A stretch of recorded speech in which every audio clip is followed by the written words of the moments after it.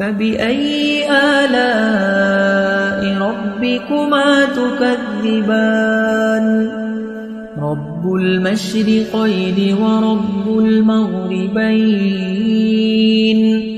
فبأي آلاء ربكما تكذبان مرج البحرين يلتقيان بينهما برزخ لا يبغيان فبأي آلاء ربكما تكذبان يخرج منهما اللؤلؤ والمرجان فبأي آلاء ربكما تكذبان وله الجوار المنشآت في البحر كالأعلام